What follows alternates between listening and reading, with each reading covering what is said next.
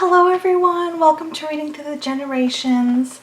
I hope you all are enjoying your spring wherever you are in the world and that life is treating you really well. I'm here today with the little book haul and to go over some May readathons I would like to participate in this year. Then I thought we could do some fun things in the garden, like release new ladybugs and introduce you to our new members of our family. So let's begin with the book haul first. So for my birthday back in March, I received The Last Quintista by Donna Barba Higuera.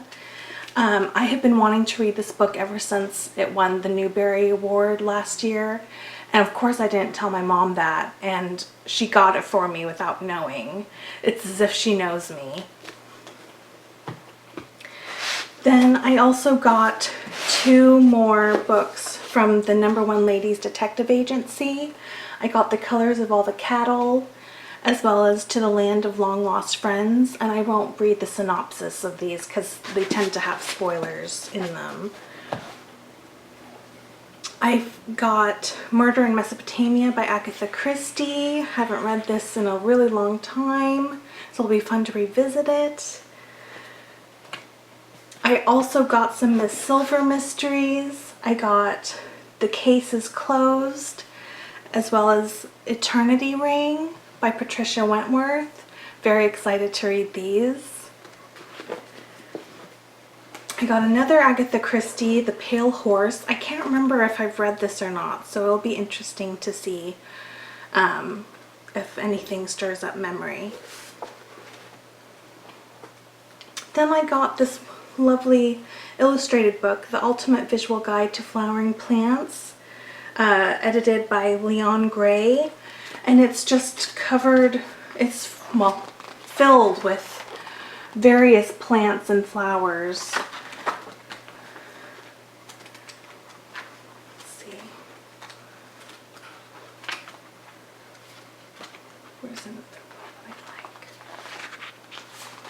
like? It's just gorgeous, stunning.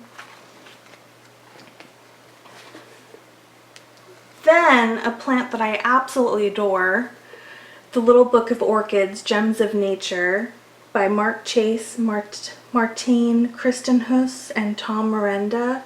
This is also gorgeously illustrated. The only ones I've ever been able to care for are the Phalaenopsis moth orchids, but this is, it goes through the whole family of orchids. So that's an Oncidium one.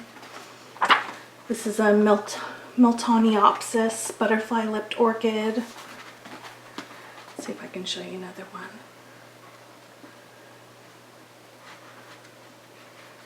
Oh, great swamp orchid.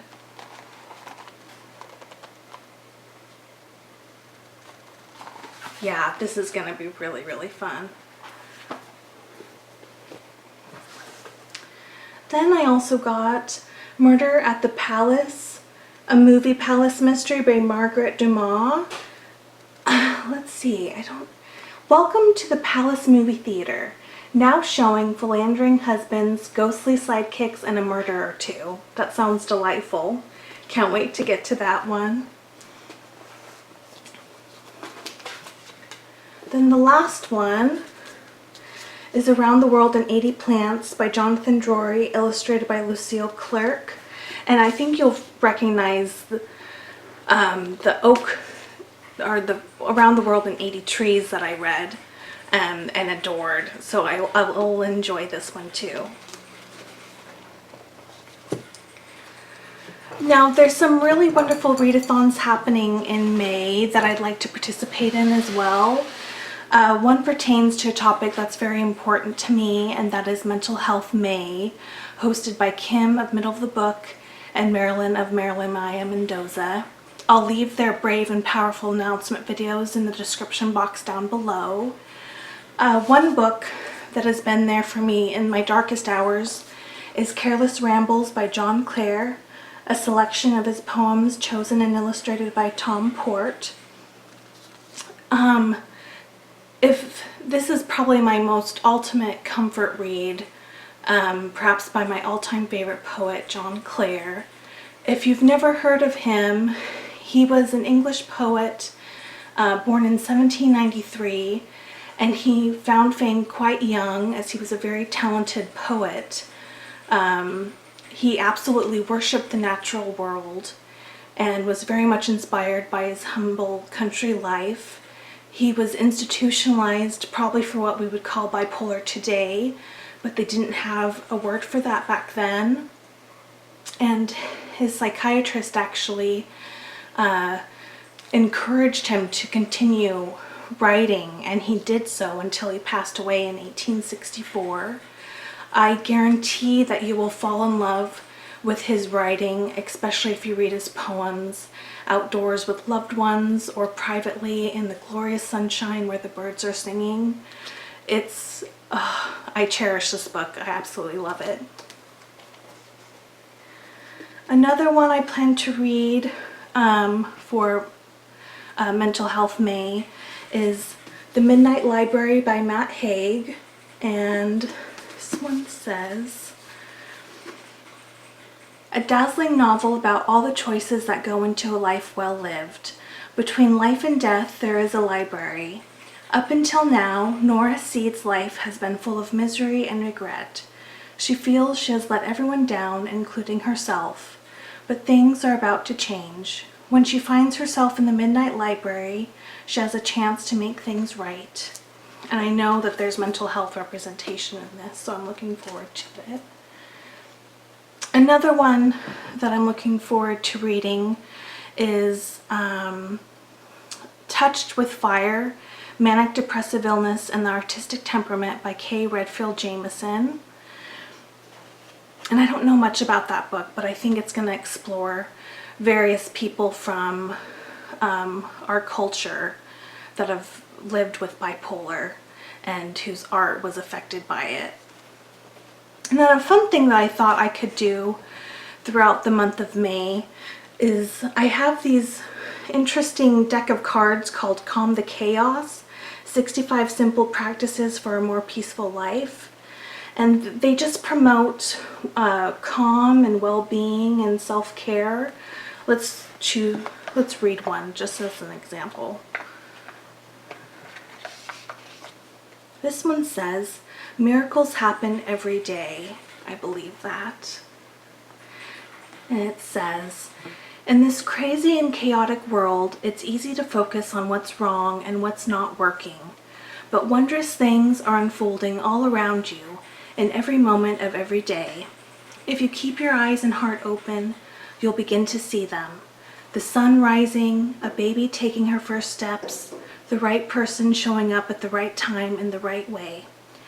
As you make your way through your day-to-day, look for evidence of the miracles that surround you. When you take a moment to notice everyday miracles, it will help you refocus on all the good and beauty in the world. I believe that. Let me know what recent miracles you've experienced in the description box or in the comment box down below. I'd love to hear of them. So I thought that'd be fun for May.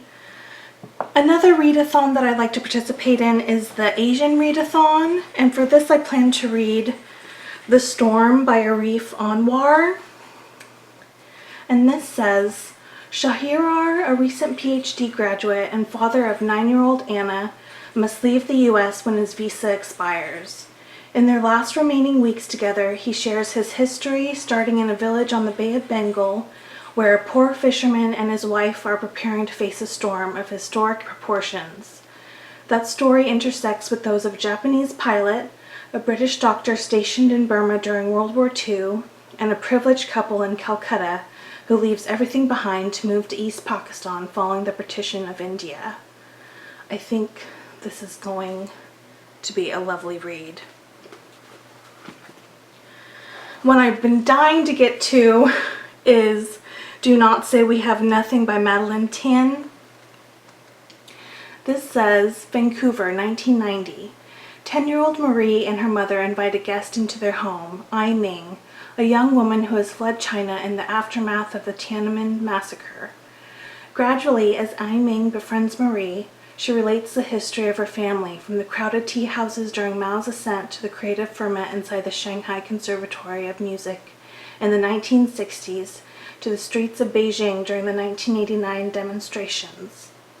With gorgeous and powerful prose, Tien immerses us in the whirling lives of three musicians who traverse these times. It's gonna be gorgeous, I can tell. And then the last one is Land of Forgotten Girls by Erin and Trotta Kelly. I might have to go into this blind because it doesn't have a description, but I think it's about the bond between two sisters. So that's it for the book haul and the May readathons. Let's go out to the garden, shall we?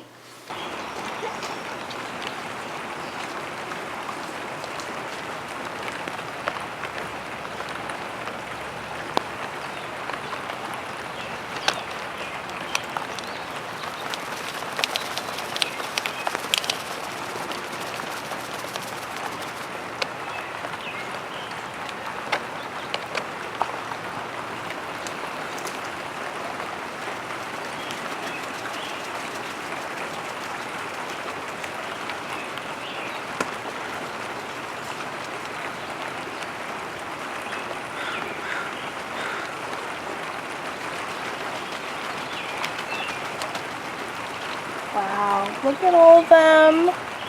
Oh, they're cute. Aren't they wonderful? They are so magnificent.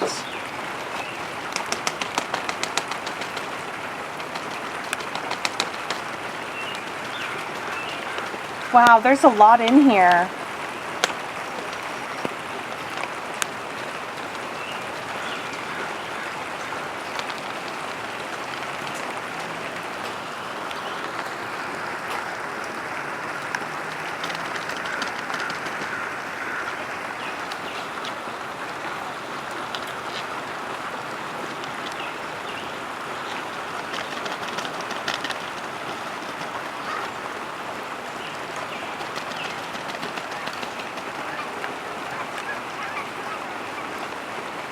There's geese.